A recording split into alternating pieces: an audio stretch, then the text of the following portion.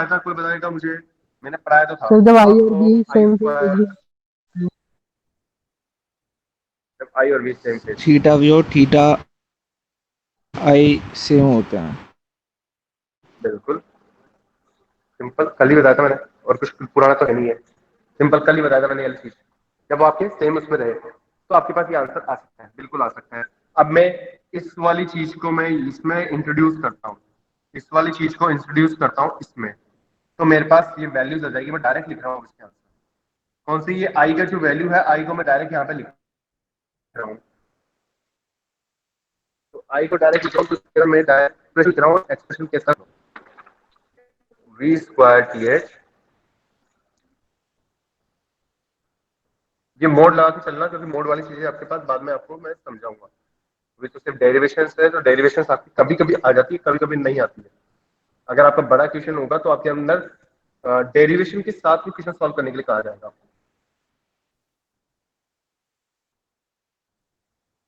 आपके पास final expression आता है ये।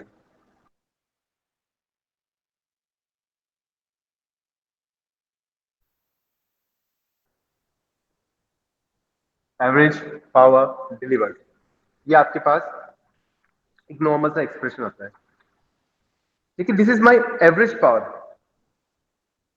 This is my average power, this is not my maximum average power. For this maximum average power, what I will do, I need to adjust these two things. आपको ये जो मेरे पास reactance और आपके पास जो इंपिडेंस है ना, लोड वाले, इनको मेरे को एडजस्ट करना पड़ेगा। मतलब R L and x L को मेरे को एडजस्ट करना पड़ेगा, तब जाके मेरे पास मैक्सिमम पावर आ सकती है, एवरेज मैक्सिमम पावर। एडजस्ट कैसे करूंगा? मेरे पास जो ये इक्वेशन है ना, ये किसकी है? मेरे पास एक तरीके से पावर ही है, उसको भी पी से नोट कर रहा हूं मैं भी। तो मेरे को इसका नॉर्मल तरीके से ड्राइव करना पड़ेगा, डेरिवेशन निकालना पड़ेगा। नॉर्मल तरीके से मेरे को इसका डेरिवेशन निकालना पड़ेगा, और जो इनका डेरिवेशन जो आ रही है ना, उसको मेरे को इक्वल टू जीरो सेट करना पड़ेगा। ज्यादा दिमाग नहीं लगाना, सिर्फ इसी चीज पे लगाना है, क्योंकि ये बाकी चीजें तुम कर लोगे। सर ये क्या लगाना है? अरे कुछ नहीं लगाना। जो मैंने ये एवरेज मैक्सिमम एवरेज पावर निकाली है, ये सॉरी, ये एवरेज पावर निकाली है ना, मुझे इसका मैक्सिमम निकालना है। मैक्सिमम निकालना है तो जो इसका डेरिवेशन करना है, लेकिन किसके रेस्पेक्ट में? लोड रेजिस्टेंस के रेस्पेक्ट में। उसको भी एक बार इक्वल टू जीरो रखना है, और इसी इक्वेशन का मेरे को डेरिवेशन करना है with respect to load reactance equal to zero. Focus इस बॉक्स पे करना और कहीं नहीं करना है हमको। फिर दो इक्वेशन को देखना है, एक तो इस इक्वेशन को और एक इस इक्वेशन को, इसको और इसको। आप कॉपी अगर नोट डाउन कर रहे हो या सीखने की कोशिश कर रहे हो, तो दो इक्वेशन को फोकस करना। एक तो ये वाली, जो क्या है मेरे पास एवरेज पावर डिलीवर्ड है, और फिर बाद में मैंने ये एक अजम्पशन लगाया है। इन दो को डेरिवेशन तब समझ में आती है जब हम क्वेश्चन करते हैं, वरना डेरिवेशन से एक तरीके से हमारे को रटने जैसा लग ही जाता है।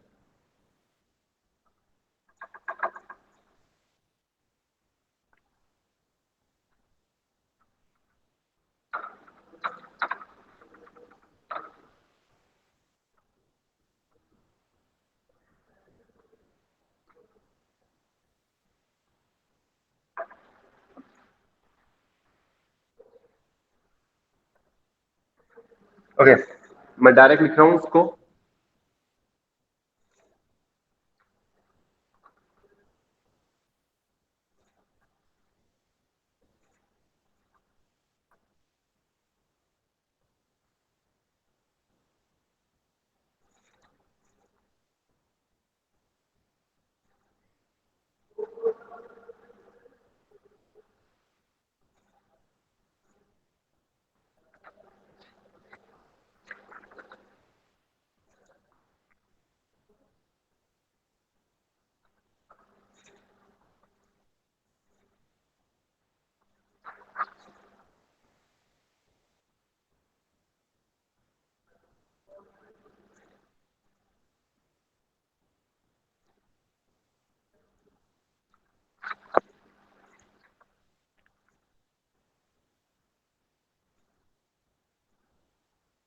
इसको कोई लिखना चाहे तो लिख लेना, वरना इसकी कोई जरूरत नहीं है, क्योंकि मैं फाइनल कंक्लूजन लिखना।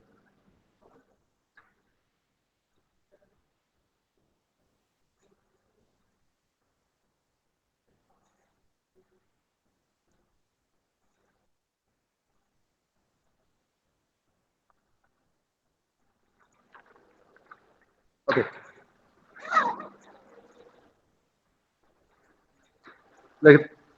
This two equation you can see here, मैंने उन दोनों इक्वेशंस का थोड़ा डेरिवेशन करके मैंने ये फाइनल एक्सप्रेशन निकाला है।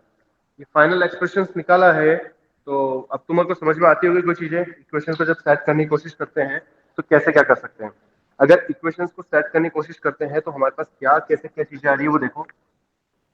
जो फर्स्ट इक्वेशन है, फर्स्ट इक्वेशन के अंदर ये वाला डिनोमिनेटर तो मेरा सिर्फ जीरो हो जाएगा, तो मेरे पास क्या बचा, ऊपर मेरे पास ये न्यूमरेटर वाला बचा, न्यूमरेटर बचा तो ये भी जीरो हो जाएगा, ये भी जीरो होगा, तो मेरे पास क्या जाएगा, इस इक्वेशन से आएगा XL equals to minus X T H, या माइनस XL equals to X T H. ऊपर वाली इक्वेशन में मेरे पास ये आ रहा है, आप लोग देख सकते हो ऊपर वाली इक्वेशन से कैसे क्या बैठ रहा है मेरे पास। फिर बता दिया मैंने आपको, फिर चीज समझा रहा हूँ, एक मिनट रुकिए।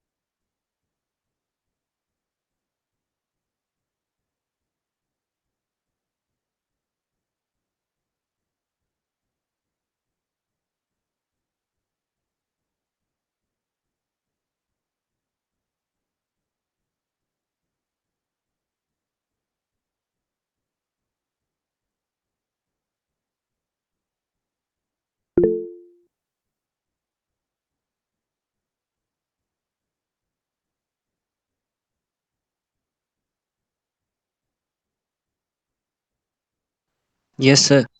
Okay. So by this equation, we are getting this one minus XL equals to XTH. And by this one, we will have an expression of XRL. RL equals to इसको यहाँ से XL का निकाल लेना minus XTH कर दो. RL का जो एक्सप्रेशन होगा वो होगा मेरे पास लगभग RTH का square plus XTH plus XL का होल स्क्वायर. ये दो मेरे को याद रखना है. इस पूरी डेरिवेशन में दो मेन थे कि मैंने इस इक्वेशन को सॉल्व करके मतलब एक एवरेज पावर का फॉर्मूला लगा के मैंने एक्सेल लोड रिएक्टेंस और लोड रेजिस्टेंस की मैंने वैल्यू निकाल दी. अब अगर मैं इन दोनों को अगर मैं कंबाइन करता हूं, अगर मैं इन दोनों को कंबाइन करके देख लेता हूं तो मेरे पास क्या आ जाएगा, नॉर्मल सा एक्सप्रेशन आ जाएगा. तो मेरे पास क्या आ जाएगा, Z L equals to R L plus J XL. इन दोनों की इक्वेशन को मैं लिख लेता हूं तो मेरे पास जो एक्सप्रेशन आएगा वो कुछ इस तरीके का आ जाएगा कुल मिला के.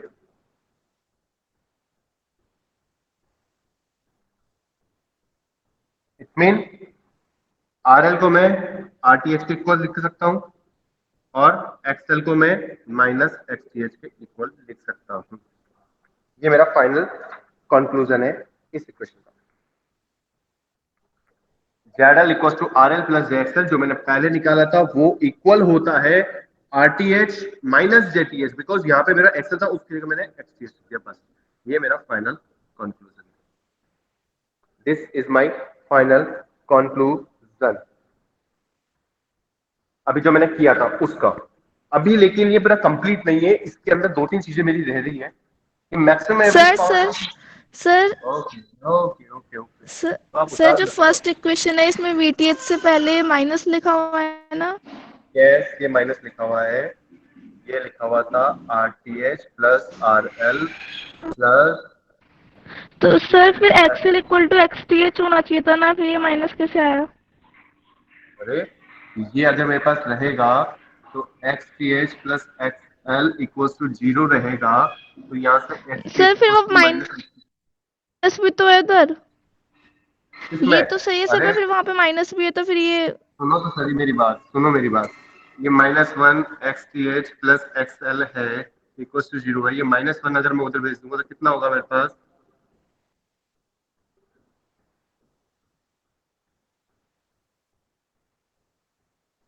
हाँ सर. क्या मैंने कहा था? कोई बात नहीं, हो जाता है, मैं कंफ्यूजन कभी क्या हो जाता है. कोई बात नहीं, अब रब कर सकता हूँ मैं, क्या ना है? लास्ट की 2 लाइन लिखनी है बस. लिखिए, आप लोग लिखिए, कोई दिक्कत नहीं है, आपके पास टाइम है, आराम से करिए आप.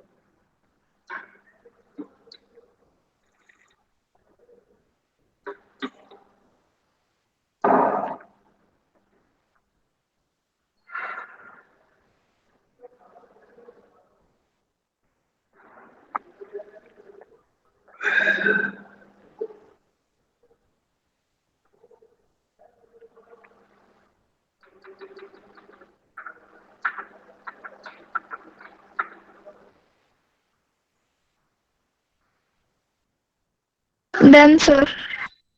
ओके.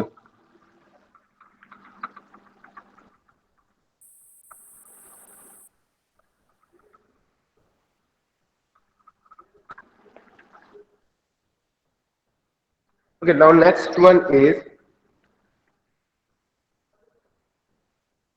now by this एक बहुत अच्छा जो चीज है वो याद रखना, मैक्सिमम एवरेज पावर के लिए मुझे एक चीज पता चल गई.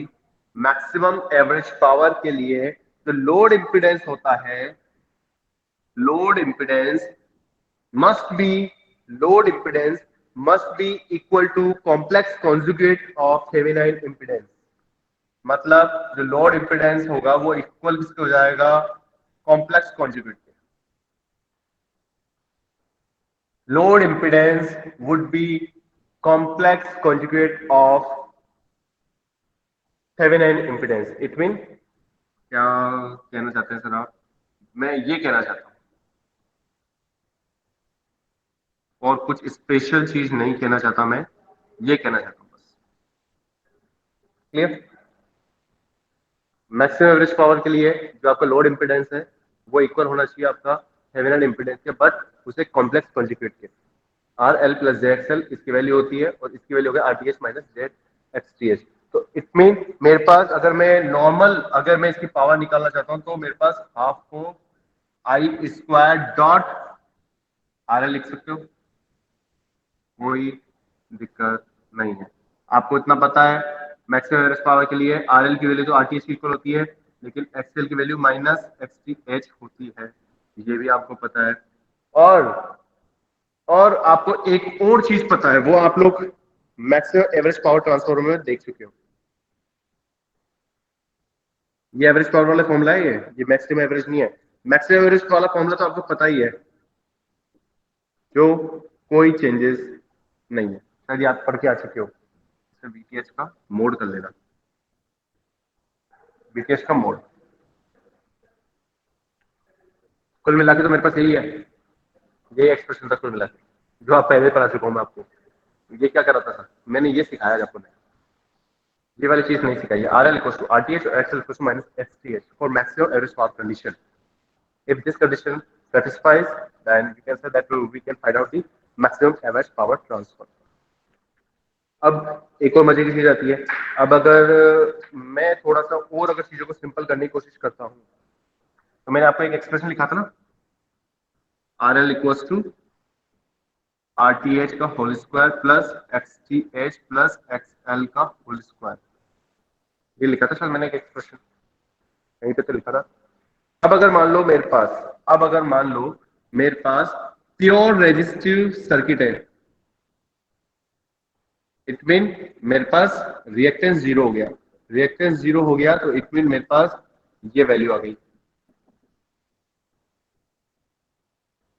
ये बीच बीच में क्वेश्चंस के अंदर आती रहती चीजें, तो मैं लिखता हूं तो उसका मतलब ये मत समझना कि सर अब ये अचानक से लिंक कहां से हो गया। तो जब भी मैं कोई नई चीज से स्टार्ट करता हूं तो ये एक अलग सी चीज हो गई, तो ये क्या क्वेश्चंस पे काम आता है हमारा, लिंक नहीं होता लेकिन क्वेश्चंस पे काम आता है। जैसे मैं क्वेश्चन से पहले चीज समझा रहा हूँ कि हाँ ये भी हम करना होता है कई बार। और अगर मैं इसको बात करता हूँ तो ये वाली चीज क्या होगी मेरे पास, ये वाली चीज हो गई Z T H, Z T H का स्क्वायर। ये चीज आपको सॉरी जेड टी एच का मोड, ये जेड टी एच का मोड हो गया। ये आपको पता होना चाहिए जेड टी एच क्या होता है आपके पास, R T H plus J S T H. अगर मैं इसको स्क्वायर करके इसका अंडर रूट कर लो तो मेरे पास ये आया कुल मिला के वापस। दिमाग थोड़ा ज्यादा लगाना पड़ेगा आपको। ये आर एल की वैल्यू जेड टी एच की इक्वल कब हो सकती है जब हमारे पास प्योर रेजिस्टिव सर्किट हो। प्योर रेजिस्टिव सर्किट होगा तो हम ये कंडीशन लगा सकते हैं, अगर प्योर रेजिस्टिव कंडीशन नहीं है तो नहीं होगा।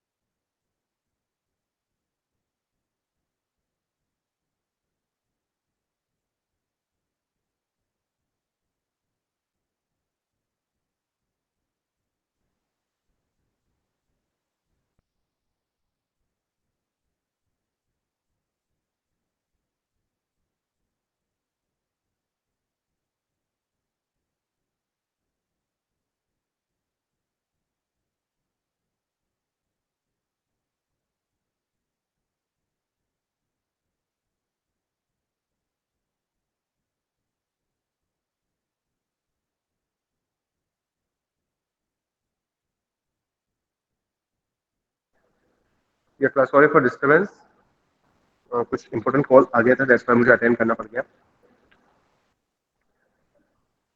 या Audible right, I think so.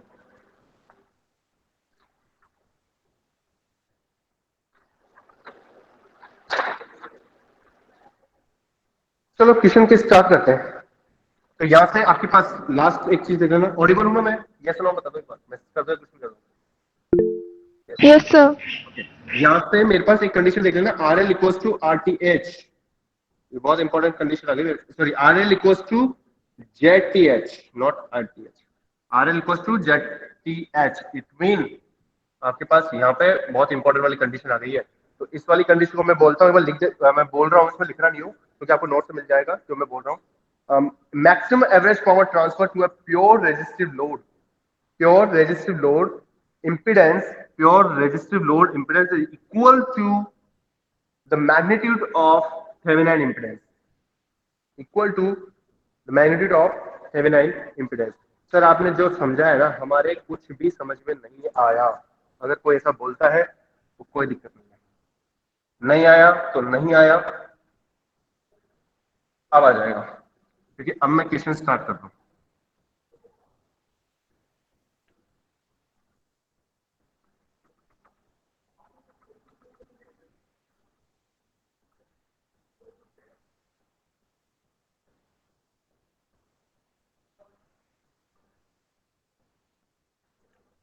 कोई बात नहीं, अगर नहीं आया तो नहीं आया, मैं क्वेश्चन स्टार्ट करता हूँ, क्वेश्चन से हमको अब चीज समझ में आएगी।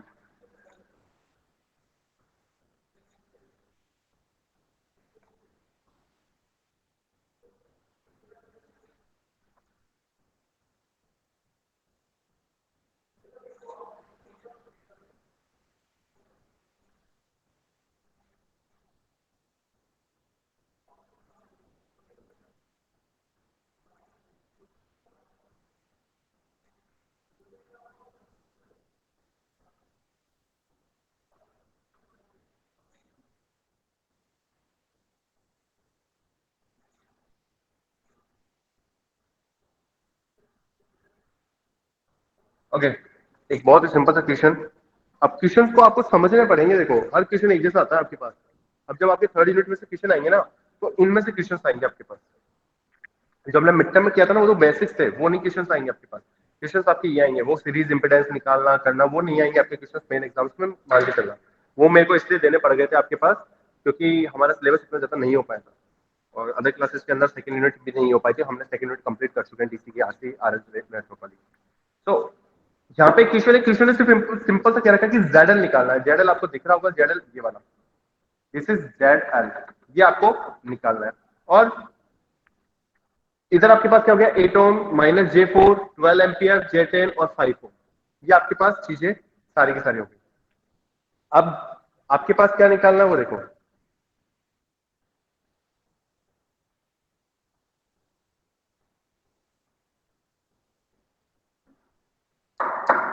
सबसे पहले अगर मुझे जेडएल निकालना है और सर्किट मेरे को दे रखा है मैक्सिमम एवरेज पावर निकालना है, तो जेडएल में निकाल सकता हूँ। जेडएल मेरे लिए कोई बड़ी चीज नहीं है। जेडएल मेरे को निकालना होगा तो वो कंडीशंस मुझे देखनी पड़ेगी, कैसे क्या कर रहा हूं मैं, क्या नहीं कर रहा हूँ। तो सबसे पहले मैं क्या निकालू, इस सर्किट का मैं थेवेनिन सर्किट निकाल लेता हूँ। जब भी ऐसा क्वेश्चन आ जाए आपके पास मैक्सिमम एवरेज पावर निकालनी है या फिर इंपीडेंस निकालना है, तो सबसे पहले आप थेवेनिन सर्किट निकाल लो। थेवेनिन सर्किट निकालना है, थेवेनिन सर्किट निकालना है। थेवेनिन सर्किट आपके दो चीजें होती है उसके अंदर, एक तो वीटीएस निकालना होता है और एक जेडटीएस निकालना होता है। तो आपके पास यहाँ पे जेडटीएस तो बहुत सिंपल हो जाएगा, अगर मैं बताने लगूंगा तो फिर आप समझ लेना। जेडटीएस होता है तो आपके पास करंट सोर्स को ओपन करते हैं, वोल्टेज सोर्स को शॉर्ट करते हैं। करंट सोर्स है उसको अपन ने ओपन कर दिया, करंट सोर्स को मैंने ओपन कर दिया, ये लो ये ओपन कर दिया। तो ये तीनों सीरीज में हो गए और ये पैरेलल में हो गया मेरे पास, सिंपल सी चीज। तो इसको मैं जोड़ता हूं तो मेरे पास 8 + J4 sorry -J4 + J10 is इक, ये तो सीरीज कर दिया मैंने इनको तीनों को, और पैरेलल किसके हो गया 5 ओम के। तो मेरे पास टोटल मैं आंसर निकाल देता हूँ। इसका आंसर आ रहा है मेरे पास करीबन कुछ कितना आ रहा है, वो आ रहा है मेरे पास 3.416 प्लस जे 0.73 ओम। मेरे पास इतना कुछ आंसर आ रहा है। देखो आंसर चेक कर लेना। कभी कभार क्या होता है कैलकुलेटर के अंदर इंटरनल मिस्टेक्स हो जाती है, तो उसके अंदर कुछ वैल्यूज उलट हो जाती है। आपको तो कॉन्सेप्ट समझ में आना चाहिए। मेरा टारगेट एक चीज है, कॉन्सेप्ट समझ में आना चाहिए पूरा क्लियर।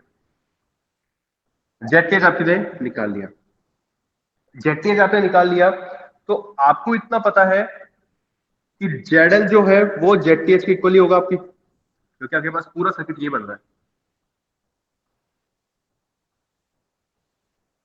ये मेरा जेडएल हो गया, जेडएल और ये जेडटीएच हो गया, तो मुझे इसके इक्वल निकालना है। तो जेडटीएच जेडएल, लेकिन मेरे पास एक चीज होती है, जेडएल और जेडटीएच इक्वल हो सकता है, लेकिन उसका कितना होता है, कॉन्जिक्वेट जरूर होता है। कॉन्जिक्वेट होगा तो मेरे पास ये जो वैल्यू होगी वो कितनी हो गई, 3.16 माइनस जे 0.73। पीछे जो मैंने डेरिवेशन कराई है उनमें देख लेना, ये कॉन्जिक्वेट मैंने आपको समझाया था ऊपर, ये कॉन्जिक्वेट मैंने समझाया था ऊपर, तो ये देख लेना। नहीं देखोगे तो दिक्कत आएगी, एकदम से समझ में नहीं आएगी चीजें। वरना ये कैसे कर दिया सर आपने, जेडटीएच कैसे निकाल दिया, जेडएल कैसे निकाल दिया। मैंने सही तरीके से निकाला, ये जेडटीएच मेरे पास निकला था। जेडटीएच और जेडएल में मेरे पास रिलेशन होता है, वो होता है उसका कॉन्जुगेट, और कॉन्जुगेट मैंने यहाँ लिख दिया। ठीक है, यहाँ तक में अगर आपने कर दिया तो वो भी बहुत अच्छी बात है। सर अब वीटीएच कैसे निकालेंगे। सर वीटीएच बहुत सिंपल सी चीज है।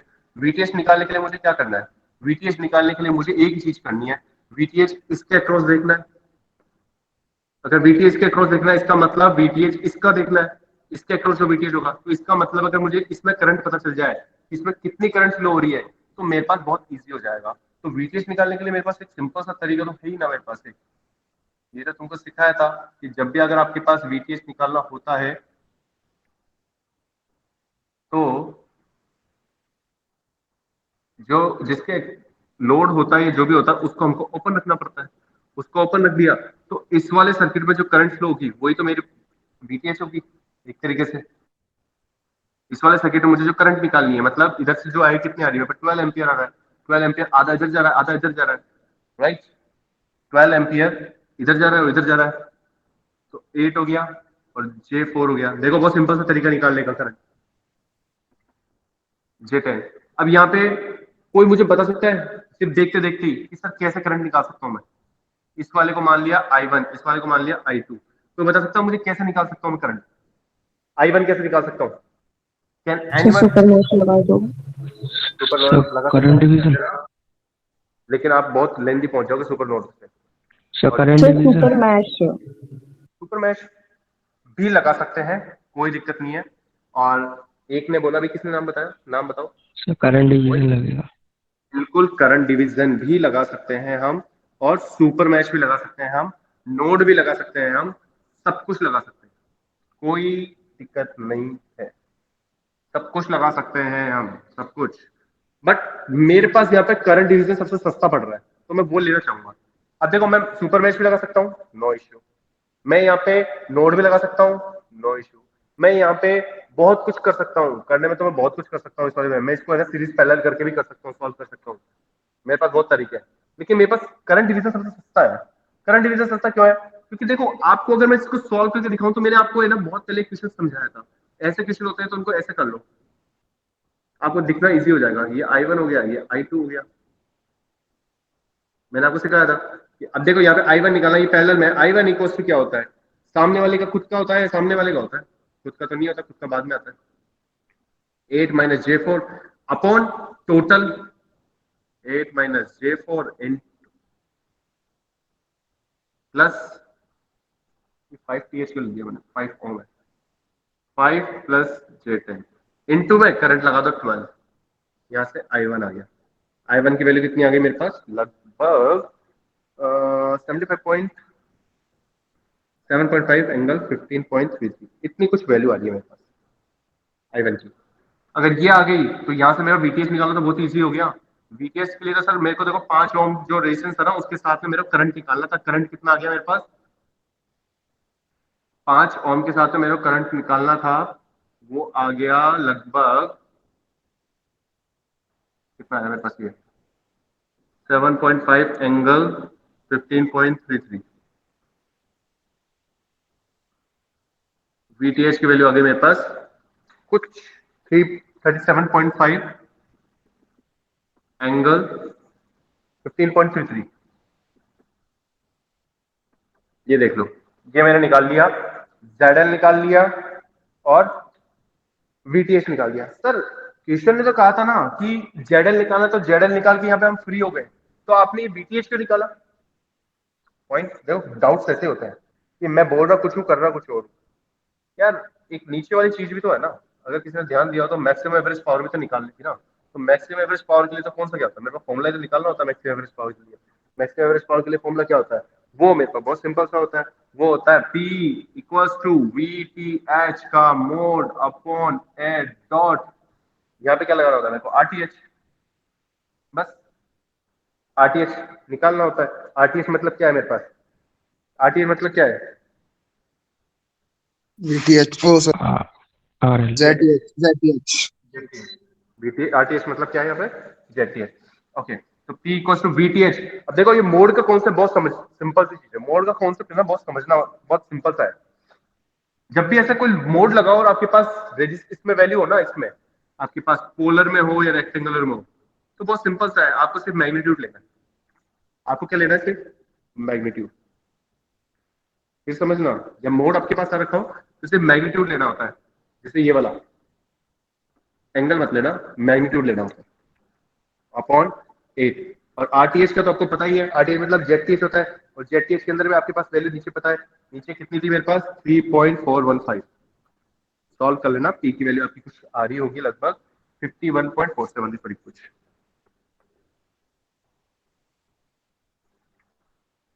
समझ में आएगा ये या नहीं आया, जो मैंने इतनी मदद करी थी? एक डाउट है बोलो, कुछ कौन सा डाउट है? सर, हम डाउट क्वेश्चन में किधर का लिखा है कि ZL और मैक्सिमम एवरेज पावर निकालनी है, तो हमने ZL is equal to ZRTH कैसे यूज कर लिया direct? ZL equals to RTH कैसे, वापस बोलो, आपकी लास्ट लाइन क्या थी? सर हमने जो इक्वेशन यूज की थी ना पहले, जो आपने सबसे पहले कहा था RL is equal to RTH। RL equals, वो ZL इक्वल्स टू ZTH किया था मैंने पहले। हाँ तो सर वो तो फॉर्मूला में तो हमने इसलिए यूज किया था क्योंकि हमें पता था कि मैक्सिमम एवरेज पावर जो होती है उसकी कंडीशन ये होती है। अब यहाँ पे तो उसने अपन को कहीं नहीं लिख कर दिया है कि है ना। RTH इक्वल्स टू ZTH कैसे हो गया, राइट? नहीं, ZL is equal to ZTH हमने यूज क्यों करा यहाँ पे डायरेक्ट? डायरेक्ट इसलिए करा है क्योंकि हमने अब लास्ट फॉर्मूला देखना उसके अंदर पीछे, क्योंकि हमारे पास इंपीडेंस, लोड इंपीडेंस की वैल्यू निकालनी है। लोड इंपीडेंस की वैल्यू क्या आ जाएगी हमारे पास, टोटल ये पूरा वाला लोड इंपीडेंस की वैल्यू टोटल पूरा वाला। और लेकिन हम फॉर्मूला से आप चेक करना पीछे, अभी हम मैंने आपको देखो जस्ट एक स्लाइड पीछे की बात कर लो आप, अगर आपने कितने कुछ देख रहा हो या नहीं देख रहा हो तो उसका पता नहीं मेरे को, लेकिन इस वाले में किया था हमने, ZL का कॉन्जुगेट मैंने आपको सिखाया था अभी अभी जस्ट, यस। आपको एक चीज कही थी मैंने, देखो ZL equals to RL plus JXL, ये होता है। लेकिन मैंने एक डेरिवेशन करी, उससे मुझे एक और चीज मिली कि RL तो RTH इक्वल हो गया माइनस का JXTH, तो दैट्स व्हाई इस वाली इक्वेशन को देखते हुए मैं लिख सकता हूँ इसको ZTH। सर आपने डेरिवेशन तो मैक्सिमम एवरेज पावर निकालने के लिए करा था ना? हाँ बिल्कुल किया था, तो हम वहां और तक फिर पहुंचते पहुंचते हमको बीच में एक्सप्रेशन ये निकालना पड़ा था हमारे को, ये निकला था हमारे पास बीच में, हमारे बीच में निकला था ये एक्सप्रेशन। तो मतलब ये किसी भी अब सर्किट में यूज कर सकते हैं? बिल्कुल कर सकते हैं हम इसको, बिल्कुल ही कर सकते हैं। ऐसा नहीं कि सिर्फ मैक्सिमम एवरेज पावर के लिए आप ये यूज कर रहे हो, इसको आप कहीं भी यूज कर सकते हो। सर्किट की ये खासियत है सर्किट एनालिसिस के अंदर कि कोई भी कॉन्सेप्ट फिक्स नहीं है कि वो उस पर्टिकुलर थ्योरम के साथ ही यूज होगा। होते हैं कुछ एक्सेप्शंस होते हैं, वो अगर एक्सेप्शन आएंगे तो मैं आपको बताऊंगा, वो मैं आपको बोल दूंगा कि ये वाली चीज सिर्फ यही वैलिड है, बस इसके अलावा कहीं वैलिड नहीं है।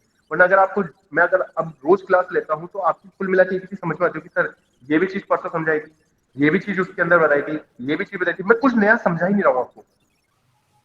लेकिन वही कॉन्सेप्ट को इधर से पकड़ के उधर से निकाल देता हूँ, उधर से पकड़ के इधर से निकाल देता हूँ, सिर्फ ऐसा ही चलता है सर्किट के अंदर, कुछ नया नहीं आ रहा है।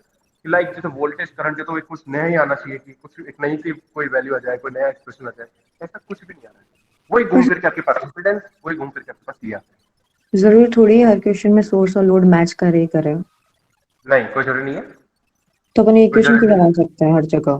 क्योंकि इस इक्वेशन का तो ये मतलब है कि सोर्स और लोड मैच करते हैं। ये वाली कंडीशन आपके पास तभी करनी है जब आपके कुछ इस टाइप के क्वेश्चंस आए आपके पास, जब आपके लोड इंपेडेंस निकालना हो और आपके पास ये रिमेनिंग आपके पास अब क्या हो, एक सर्किट हो, लोड इंपेडेंस निकालना हो, रिमेनिंग आपके पास सर्किट हो, और वो रिमेनिंग सर्किट आपके पास कैसा रहेगा, लगभग थेवेनिन की तरह निकलेगा लगभग। आपको क्वेश्चन हिंट देके रखता है, आपको क्वेश्चन हिंट देके रखता है कि ये वाली जो चीज करनी है ना आपको किससे करनी है। और आप एक और चीज ध्यान रखना, अगर आपको हिंट भी नहीं दे रखा है ना आपको क्वेश्चन में, तो आप हमेशा अगर कोई सिचुएशन सॉल्व करने की कोशिश करो ना, तो उसका थेवेनिन सर्किट निकालना, उसका नॉर्टन सर्किट मत निकालना। आंसर तो इससे भी आएगा लेकिन डिफिकल्टी पहुंचाता है, ये आपकी सबसे अंदर इजीनेस होती है थेवेनिन, क्योंकि आपका थेवेनिन आज मैंने यहाँ भी सिखाया, थेवेनिन आपको maximum average power transfer theorem सिखाया था, वहां भी आपको सिखाया था। हर जगह आपके पास थेवेनिन को लेके चलोगे ना, थेवेनिन थ्योरम को, वही आपके पास फिजिबल चीज है, वही आपके पास एक कॉन्सेप्ट लगता है। और एक कॉन्सेप्ट भी कब लग रहा है वो आपको सिखाया मैंने आपको, आप चेक कर लेना कैसे सिखाया। और चीजें क्लियर कैसे होगी, जैसे मैंने अभी आपको समझा दिया ना, अभी हमारी क्लासेस थोड़ी सी मैं लंबी लंबी ले रहा हूँ, तो दैट्स व्हाई क्या मेरे पास चीजें इजीली हो रही है, जल्दी जल्दी समझा रहा हूँ मैं तुम्हारे। अभी मैं तुमको जैसे आजकल में क्लास कंप्लीट रहेगी तो मैं तुमको शेयर कर दूंगा ये सब चीजें। ओके, एक को और क्वेश्चन है, वो मैं अभी उसी के जैसा है, सेम टू सेम, लेकिन उसको करवाने की कोई जरूरत नहीं है, सेम वही आरएल दे रखा है, तो आप लोग कर सकते हो, कुछ क्वेश्चन आपके लिए भी छोड़ने पड़ेंगे।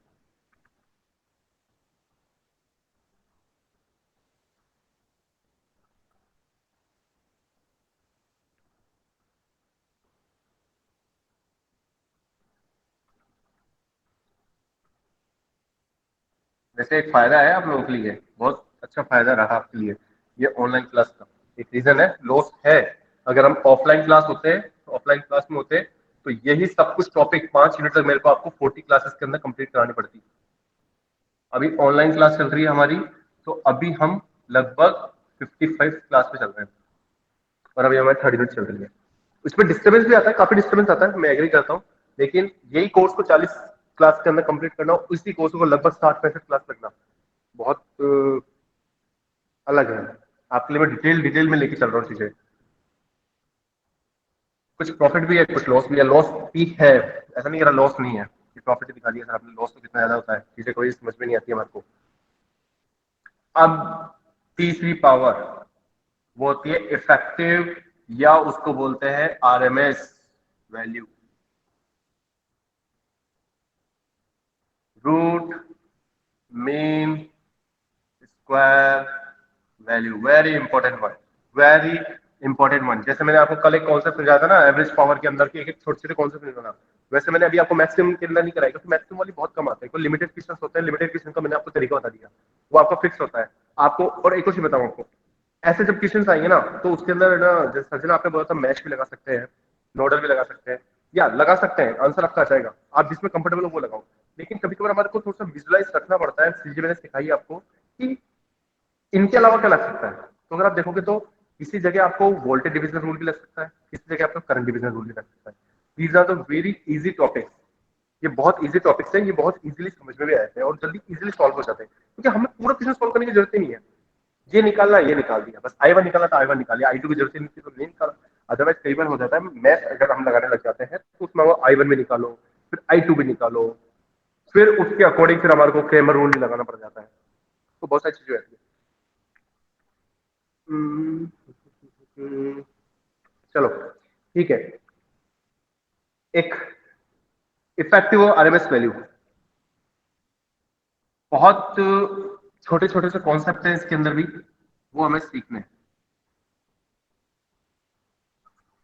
ये भी आपके बेसिक्स से रिलेटेड ही है, क्योंकि बेसिक्स तो नहीं है आपके। ये सर्किट है,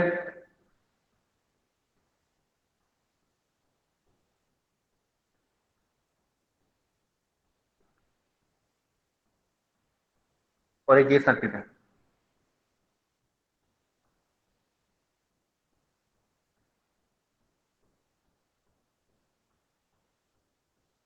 ये आई इफेक्टिव है, ये आर हो गया, ये आर हो गया, ये हो गया, ये आई हो गया, ये हो गया, वी इफेक्टिव बोल दो इसको, इफेक्टिव बोल दो या वी आर एफ बोल दो, जो भी है।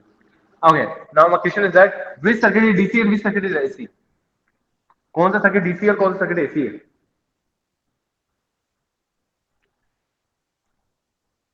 Which circuit is AC and which circuit is DC. Sir दोनों ही डीसी हैं। दोनों ही। सर फर्स्ट वाला एसी है। ओके, और सेकंड वाला डीसी है। Yes sir. अगर टाइम आ रखा है तो आपको आंख बंद करके बोलना है कि ये एसी है। यहाँ पर टाइम का दे ही नहीं रखा तो ये आपको आंख बंद करके बोलना है ये डीसी सर्किट है। सिंपल, आंख बंद करके बोलना होता है। टी लगा रखा है, वेदर टाइम रेस्पॉन्स है, टाइम डिपेंडेंसी है। If there is time dependency it mean that this circuit is in time domain. अगर टाइम डोमेन नहीं है तो कौन सा हो सकता है? फिर आपका फ्रीक्वेंसी डोमेन हो सकता है या फेज डोमेन हो सकता है। अब थोड़ा सा और चीजों के साथ में बॉन्ड अप करना सीखो। तो अगर मैं इसके अंदर अगर मैं मान लो पावर निकालना चाहता हूं तो P इक्वल्स टू, बहुत सिंपल सी चीज सर, एक ये तो फॉर्मूला बताया था आपने, ये बताया था P equals to I square effective. Effective कुछ नहीं है, इफेक्टिव आरएमएस वैल्यू है तो इसलिए इफेक्टिव बोल दो या इसको कुछ बोल देता हूं। तो P equals to I square R होता है। तो ये पावर आपको डीसी में निकालना सिखाया था आपने। सर एसी सर्किट के अंदर अगर मैं रेजिस्टेंस के लिए पावर निकालना चाहूँ तो कैसे निकालूंगा? तो यहाँ पे क्या होता है ना, यहाँ पे थोड़ा सा क्या होता है, गेम ऐसे चलता है। यहाँ पे थोड़ा एसी के अंदर गेम ऐसे चलता है।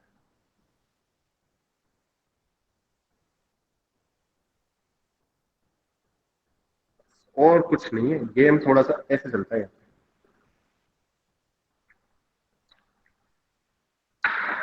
सर ये क्या कर दिया आपने? या मैंने तो चीज सही करी है, तुम देखो मैंने कुछ गलत लिखा है। एसी के अंदर पावर और इसके अंदर पावर, कुछ गलत लिखा हो तो तुम बताओ। मैंने तो कोशिश तो यही है कि मैंने सही लिखा है। Average power absorb by this resistance in ऐसे circuit and average power absorb by resistance in this circuit, उसकी वैल्यू ये होती है, उसकी वैल्यू ये होती है। यस, सर ये दो आर कहाँ से है? सही बात है, एक आर होना चाहिए ना। 1/2। एक मिनट रुकिए।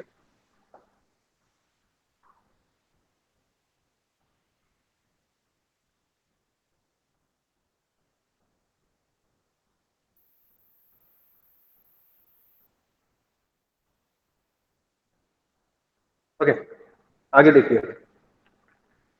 अब अगर मैं इस सर्किट के अंदर ही, इस सर्किट के अंदर ही अगर मैं आई इफेक्टिव निकालना चाहूं और आरएमएस वैल्यू इफेक्टिव का मतलब हो गया RMS value is root mean square value.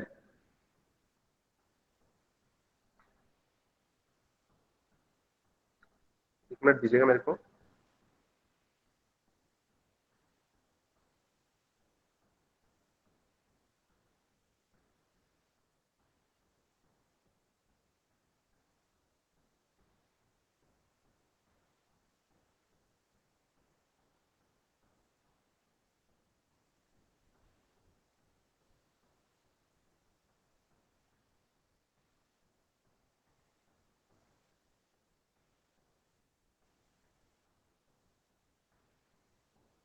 या बैक। तो I effective root mean square value, देखो अब यहां से अगर मैं आई इफेक्टिव की वैल्यू निकालना चाहता हूं तो आई इफेक्टिव मतलब आई आरएमएस, आरएमएस का मतलब हो गया मेरे पास किसी भी जो भी आपके पास एक्सप्रेशन है, जैसे जो करंट है, करंट की root mean square value, current की रूट मीन स्क्वायर वैल्यू वो मुझे निकालनी है। तो फॉर्मूला मेरे पास सिंपल सा है, 1/T, जीरो से लेके T, I dot D T और उसका रूट। ये आई इफेक्टिव बोल लो या आई आरएमएस बोल लो, बहुत सिंपल है। सर कैसे होती है वैल्यू? देखो करंट है, करंट की क्या है, पहले हमारे पास मीन निकाल लिया, मीन है। अच्छा स्क्वायर तो मैंने किया ही नहीं अभी तक, ये लो मीन है, रूट मीन स्क्वायर। तो सबसे पहले स्क्वायर देखते हैं। करंट का मैंने स्क्वायर कर दिया। मीन, मीन क्या मतलब क्या होता है? जैसे मतलब 1 2 3 4 5 तो इनको डिवाइड बाय 10 कर दो तो ये आपका मीन ही हो गया, एवरेज ही हो गया। तो वो एवरेज हम मैथमेटिक्स में कैसे निकालते हैं?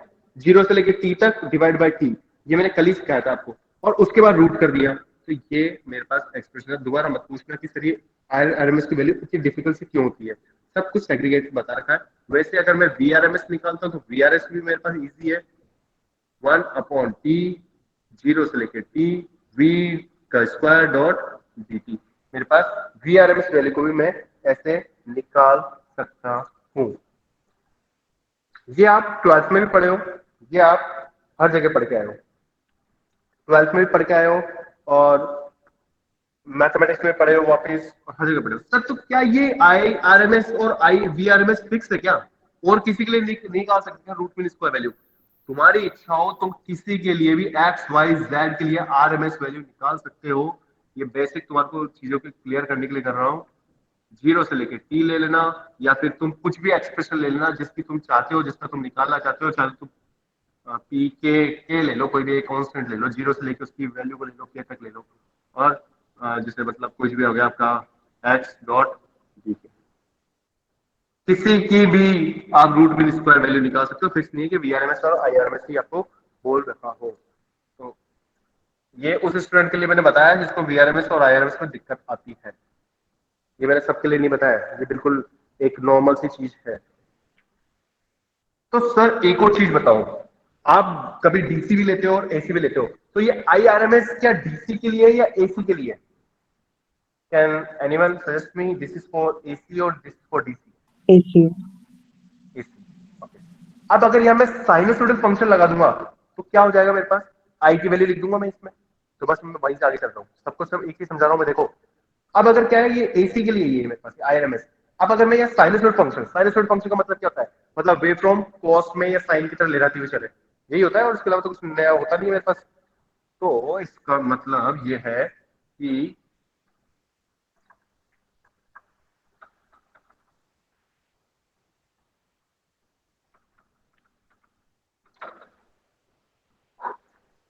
इसका मतलब ये है कि अगर मैं IRMS अगर साइनोसॉइड फंक्शन के लिए लेके चलूं,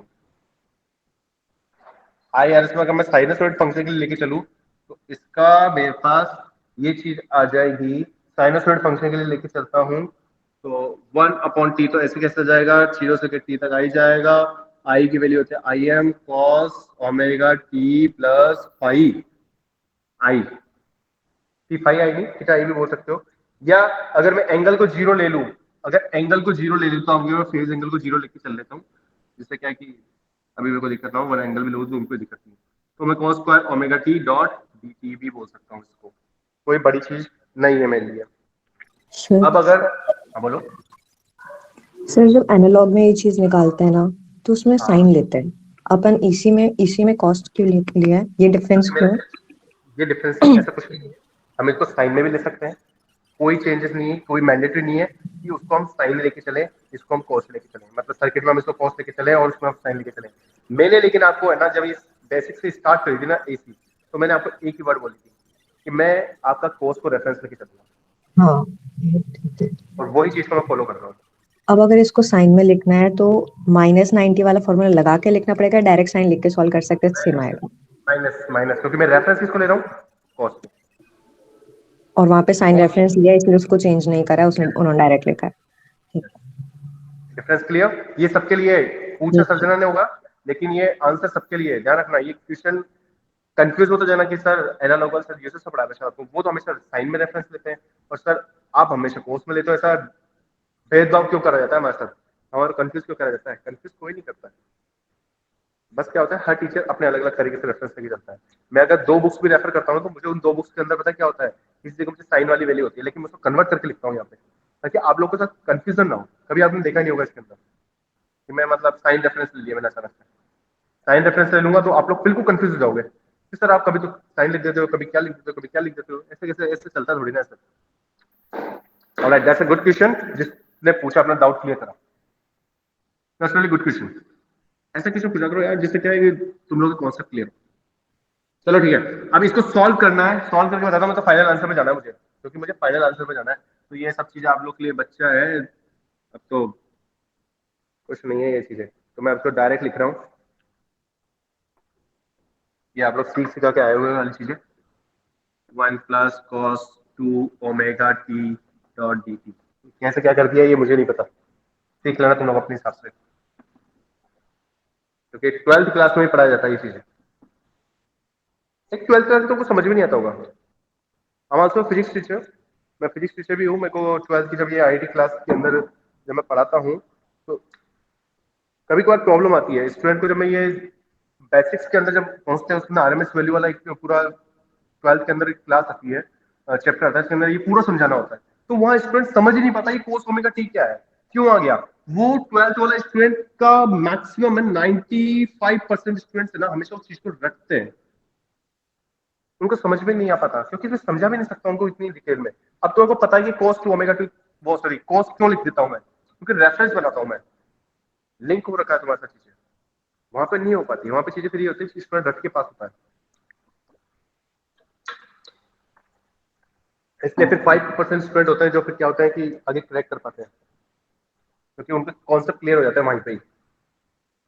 अब मैंने कॉस को ओमेगा टी को कैसे लिख दिया क्लास के अंदर, अभी 38 स्टूडेंट्स हैं, तो इसमें 36 स्टूडेंट अब प्रेजेंट है यहाँ पे, उनमें से 30 को तो आ गया होगा, उम्मीद करता हूँ बाकी को नहीं आया होगा।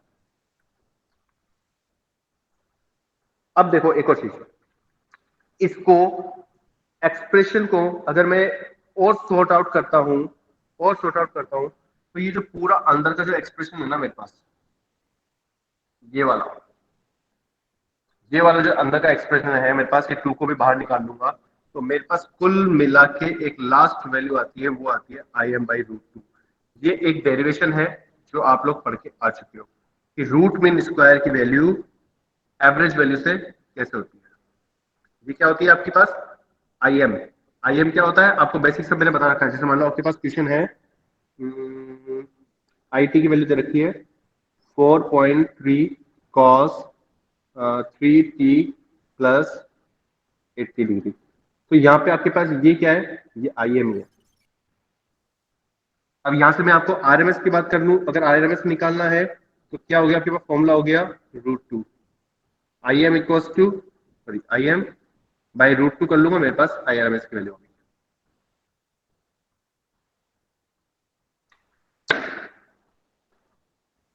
तो ऐसा क्यों होता है, किस लिए होता है, ये तो आपको पता होना चाहिए। अब यार स्पून फीडिंग वाला काम नहीं करेंगे हम थोड़ा सा आगे चलेंगे अब चीजों के साथ। तो सर वैसे के वैसे क्या होता है, V R M S equals to V M by root two, ये भी होता है, बिल्कुल होता है। तो इसी को फॉर्मूले को यूज करते हुए देखना, मैं फॉर्मूला चेंज कर रहा हूं। आई एवरेज का मैंने आपको कौन सा फॉर्मूला निकाला था, एवरेज पावर का, जो मैंने कल पढ़ाया था आपको, वो बनाया था formula half of V M I M cos theta V minus theta I. यहाँ पे काम आएगी अब चीजें, वो Vm by root 2 multiply Im by root 2 cos theta v minus theta i। यहां से मेरे पास आई एवरेज की वैल्यू अगर मैं निकालता हूं तो I R M S dot V R M S cos theta v minus theta i। Now this is your second one, this is your R M S value using for हाँ I R. Yes, half half, yes half. Half क्यों आएगा, half क्यों आएगा, half क्यों आएगा, देखो ना mathematics करी है मैंने, रूट टू इस पे दे दिया, रूट टू इस पे दिया, रूट टू मल्टीप्लाई करूंगा तो टू ही तो आता है मेरे पास। लेकिन ये वाला एक्सप्रेशन मेरा क्या होता है, ये हो गया, ये हो गया। Okay sir. Okay, I know थोड़ी सी पुरानी चीजें हैं लेकिन उनको मैं पॉलिश कर रहा हूँ आप लोगों के लिए। सर वो कल वाला फॉर्मूला याद रह गया इसलिए सेम से मैंने। हाँ, कोई बात नहीं, तो ये हो गया।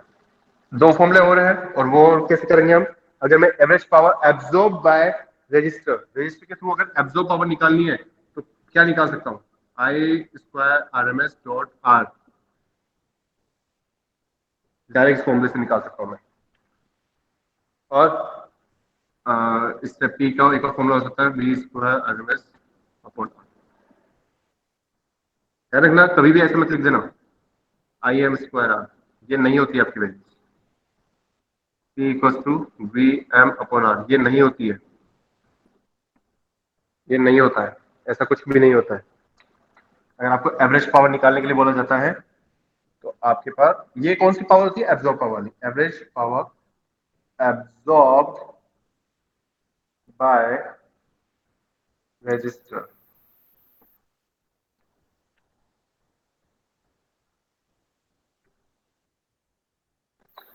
ओके, इसको नोट डाउन कर लीजिए अगर कोई कर रहा है तो, अदरवाइज नहीं कर रहा है तो भी कोई दिक्कत नहीं।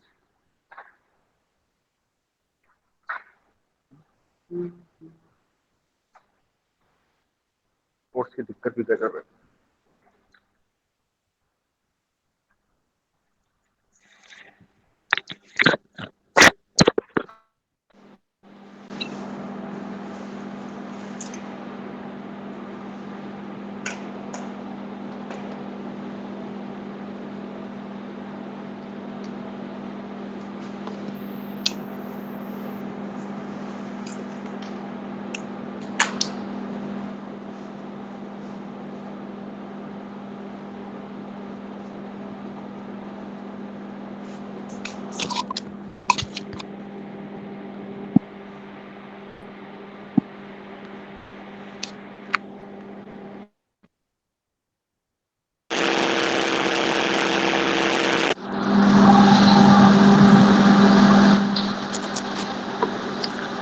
Yeah. Hello? Audible? Class Yes. audible? Okay. एक छोटा सा क्वेश्चन है, उसको लेते हैं, करते हैं, फिर आगे चलते हैं।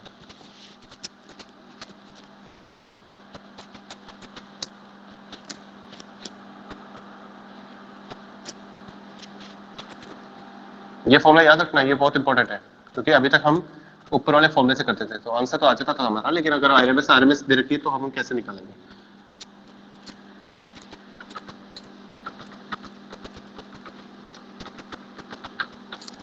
अब जो क्वेश्चन समझाने वाला हूं उसके अंदर एक कॉन्सेप्ट है, वो मैं नहीं समझाऊंगा, वो तुम लोग मुझे समझाओगे।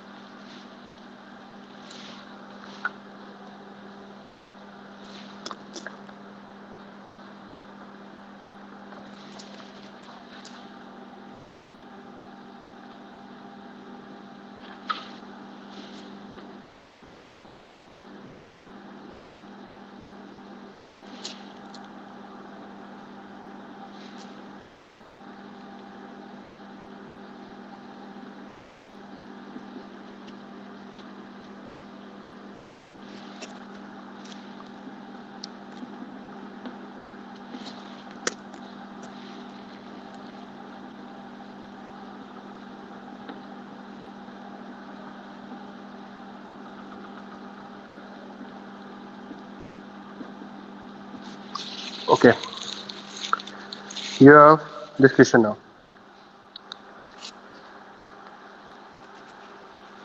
You have this question now that you need to calculate. The question is that we have this current wave from IT +10 to -10, इसका आपके पास मैक्सिमम एम्पलीट्यूड हो गया आपके पास, और आपको क्या निकालना है? आरएमएस निकालना है और करंट निकालनी है। अगर वो करंट अगर 2 ओम से पास हो रही है, तो यही करंट आपकी 2 ओम से पास हो रही है, तो आपको आरएमएस वैल्यू निकालनी है, और दूसरा निकाला आपको एवरेज पावर एब्जॉर्ब बाय 2 ओम निकालना है। बस इतना सा निकालना है। सर इस क्वेश्चन में तो कुछ दिया ही नहीं है, क्या निकाले? और बेसिक क्या करते हैं, हम ऐसे क्वेश्चन को छोड़ देते हैं, क्योंकि हमें पता ही नहीं होता, क्योंकि हमें एक क्वेश्चन निकालना ही नहीं आता। सो मेरा काम इतना है आपके पास। सबसे पहले तो कोई मुझे ये बता सकता है कि इसका टाइम पीरियड कितना है? 4. वेरी नाइस, 4 है। किसी को नहीं आता तो सीख लेना, यहां से स्टार्ट हो रहा है, घूम फिर के पूरा यहां तक पहुंच रहा है, 4 आएगा। बिल्कुल सही है, टाइम पीरियड 4 है आपके पास। और अब मेरे को इसकी इक्वेशंस लिखनी है, वेव फॉर्म की इक्वेशंस। तो मैं इक्वेशंस तो लिख देता हूं, लेकिन कैसे आई है वो अपने दिमाग लगा लो। इक्वेशन का आंसर तो मैं लिख रहा हूं, क्योंकि ये क्वेश्चन मैं समझा चुका हूं आपको एक बार पहले भी।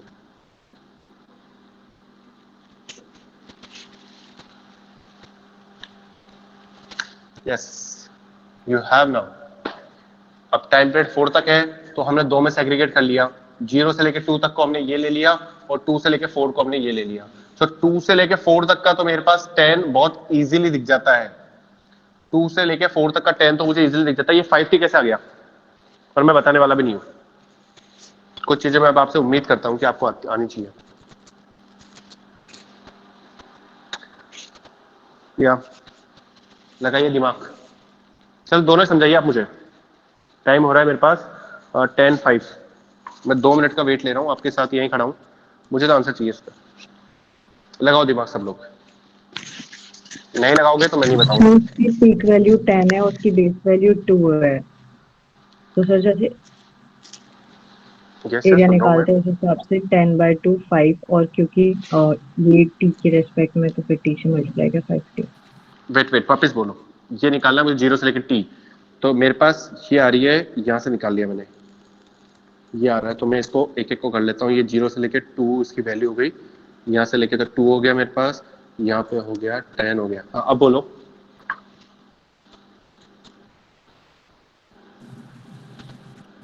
सर हमारा 10,000 सर, हाई टोटल उसकी हाइट 10 है और हाँ उसका है, जो बेस है वो 2 है, यस। ठीक है। और सर ये लीनियरली जो है वैसे मतलब स्ट्रेट लाइन के फॉर्म में है, तो हम ये तो नहीं श्योरली कह सकते कि मतलब हमें ये नहीं पता कि टी की वैल्यू क्या है कॉन्स्टेंटली, तो इसलिए हमने उसको टी में लिखा है। हाँ तो t तो मैं मान लिया, t तो आ गया। 5 कैसा आया? 10/2 सर। और ये तो 10/2 आपने अपनी इच्छा से कैसे कर दिया? ऐसा ही बिना कोई कॉन्सेप्ट लगाए कर दिया, गलत। बिना कोई कॉन्सेप्ट लगाए कर दिया तो ऐसे कैसे मैं मान लूंगा यार, ऐसे कैसे मान लूंगा मैं, बिना कॉन्सेप्ट लगाए आपने कर दिया तो।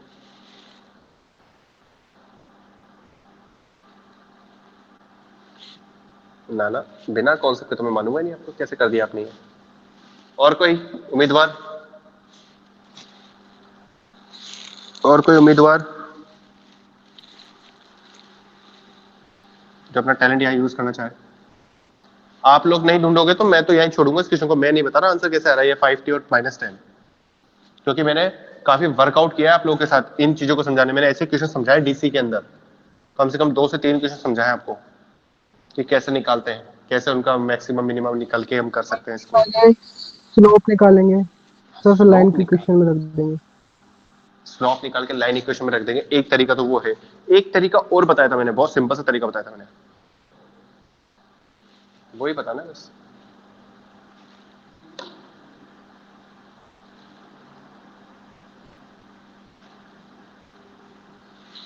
बताओ बताओ।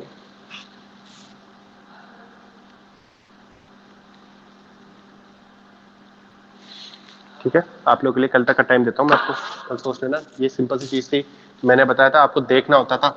हिंट दे रहा हूं मैं पूरा नहीं बता रहा, आपको देखना होता था कि शुरू कहां से हो रहा है, एंड कहां हो रहा है, शुरू कहां हो रहा है और एंड कहां हो रहा है, आपको ये देखना होता था।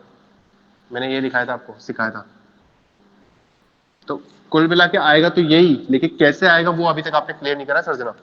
तो उम्मीद करता हूं कल आप लोग मुझे बता पाओगे इस चीज का आंसर, और मैं आते पहले यही पूछूंगा कल। सर ओके, हाँ बोलो। सर उसकी वैल्यू 10 0 से लेके 2 में। वापस बोलो, समझा नहीं। सर जो IT की हम लोग वैल्यू निकाल रहे हैं तो 0 से लेके 2 में इसकी वैल्यू 10 है, हाँ तो हम लोग उसको जो t की वैल्यू है वो 0 से 2 तक डिफर कर रही है, तो 2 हाँ, माइनस 0 उसमें करेंगे तो 5 इंटू 2 10 हो जाएगा मे बी। 5 आया कैसे, तो 5 ही तो चाहिए मेरे को, 5 कैसे आ गया? 5 तो मेरे को कहीं दिख रहा ही नहीं है, ये वाला 10 है, ये वाला -10 है, ये वाला 2 है ना। सर स्टार्टिंग और एंडिंग पॉइंट को लेके, मतलब जैसे y2 minus y1 by x2 minus x1। वो बिल्कुल सही है, वो आपका जो मैथमेटिक्स लगाओगे ना, y2 माइनस y1 और x2 माइनस x1 वाला, ये वाला कॉन्सेप्ट तो बिल्कुल सही है। यही कॉन्सेप्ट से आपके हर इक्वेशन सॉल्व होती है, लेकिन मुझे चाहिए सॉल्यूशन करके दिखाओगे आप लोग, मेरे को ये नहीं चाहिए। मैंने आपको ये तरीका भी बताया था और मैंने आपको स्लोप लेने वाला तरीका भी दिखाया था। स्लोप से बहुत ईजी होती है चीजें। अब आप लोग जाओ उस वाली क्लास के अंदर, मैंने सिखाया था, कहाँ सिखाया था, ढूंढो, वर्कआउट करो, कल मुझसे मिलो। मैं तो अभी आगे सिखा रहा हूँ IRMS, बहुत सिंपल सी चीज है। सर आपने सिखाया था कि अंडर रूट लगा दो, अंडर रूट के बाद में आपने बताया था एक टाइम पीरियड लगा दो, 0 से लेकर टाइम की लिमिट लगा दो और उसके बीच में आई लगा देते, आई स्क्वायर करते थे। तो सर ये 5t है। सर हमारे पास दो दो है। हाँ तो दो दो है तो क्या दिक्कत हो गई, मेरे पास दो दो मैं लगा सकता हूँ, मेरे पास फॉर्मूला है। टाइम लिमिट देखनी है तो सर टाइम लिमिट भी लगाता हूँ, 0 से लेकर 2 तक की मेरे पास लिमिट है। तो सर टाइम पीरियड क्या है, टाइम पीरियड भी मेरे को पता है यार, 4 है, प्लस वही फॉर्मूला सेम, 1/4 लिमिट, ये यहाँ से 2 से 4 होगी सर, और यहाँ पे आप क्या लिख सकते हो सर, -10 का स्क्वायर लिख सकता हूँ। बस हो गया मेरे पास। IRMS की वैल्यू डायरेक्ट आ रही है मेरे पास 8.615 एम्पियर, डायरेक्ट लिख दी मैंने। सर एक क्वेश्चन और था कि एवरेज पावर कैसे निकालना है। अरे तो ये मैंने फॉर्मूला अभी तो बताया था, I²RMS.R, यहाँ पे रख दो, वैल्यू आ जाएगी। IRMS की वैल्यू यहाँ रख दो और 2 आपको यहाँ से दे रखा है। तो कुल मिला के क्वेश्चन तो कुछ नहीं था, क्वेश्चन में यही था, मैंने सिर्फ प्रैक्टिस के लिए लिया है क्वेश्चन वापस, कि आप लोग अपना कॉन्सेप्ट भूल रहे हो, मैंने और कुछ तो लिया नहीं है। एक और मैं आपको देता हूँ सर क्वेश्चन। इसमें सर हाँ सर बोलो। इसमें 2 रेजिस्टेंस है तो उससे डिवाइड हो जाएगा। जैसे आपने जो लास्ट क्वेश्चन इस तरीके का कराया था उसमें कैपेसिटेंस था तो उससे इनटू किया था, तो ओके शायद इसमें रेजिस्टेंस है 2 ओम, तो वो आप डिवाइड होएगा 10 से। आप ना जो भी बोल रहे हो अच्छी बात है, सही कर रहे हो, जा तो सही रहे हो, लेकिन आपके बोलने के अंदर एक वर्ड आ रहा है शायद, मुझे ये वर्ड नहीं यस चाहिए, सर। मुझे चाहिए नहीं है वर्ड। आप लोगों में से जो भी करेगा ना वो मुझे कॉन्फिडेंटली बताएगा कि सर ऐसे ऐसे ऐसे ऐसे कर रहा है, मेरे को तो ऐसा आता था। आपको मैंने दोनों तरीके बताए थे, आपको मैथमेटिक्स का, आपको लाइन और स्लोप वाला इक्वेशन वाला जो तरीका है, जो y2 - y1 और x2 - x1 वाला, वो तरीका बिल्कुल सही है, वो एक डिसिप्लिन वाला तरीका है। और मैंने एक स्लोप निकालने वाला तरीका बताया था, वो स्लोप वाला वहां सीखो, फिर वापस अप्लाई करो। और एक क्वेश्चन और है उसमें भी अप्लाई करोगे।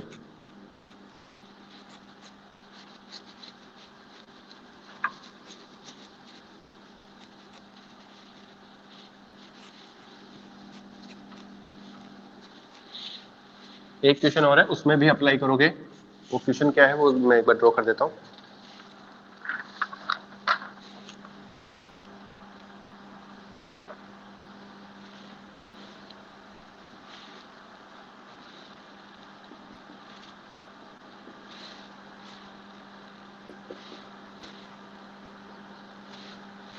ये VT T के बीच में इक्वेशन है, ठीक है। आपको निकालना है VRMS निकालना है, ठीक है पहले तो।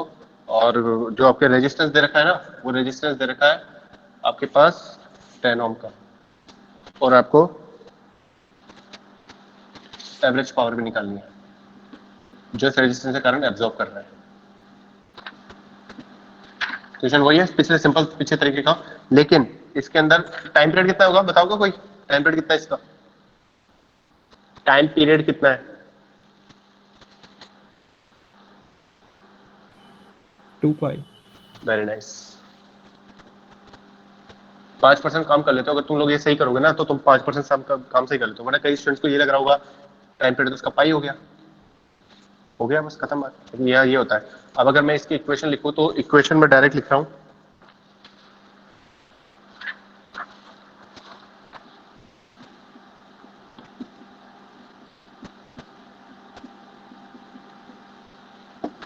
ये तो सबको पता है, यहां से लेके यहां तक का तो इसका 0 हो रहा है तो 0 आ गया। ये tan sin t क्यों लिखा मैंने, ये आपका आंसर है।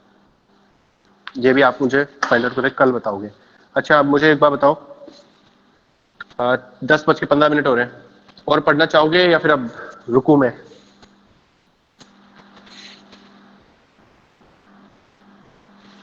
बताइए। आपकी मर्जी से। मेरी मर्जी तो ऐसा है, मैं तो पूरे 12-1 बजे तक पढ़ा सकता हूँ, मैं इतना स्टेमिना है, कोई दिक्कत नहीं है।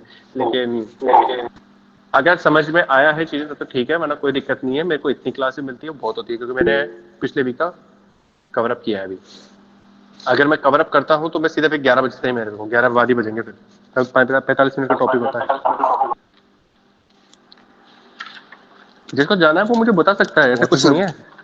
जाना है सर, बहुत है आज के लिए। राजू शर्मा 1। सर बहुत है आज के लिए। चलो ठीक है, कोई बात नहीं सर इतना ही रिवाइज कर लेंगे दोबारा तो।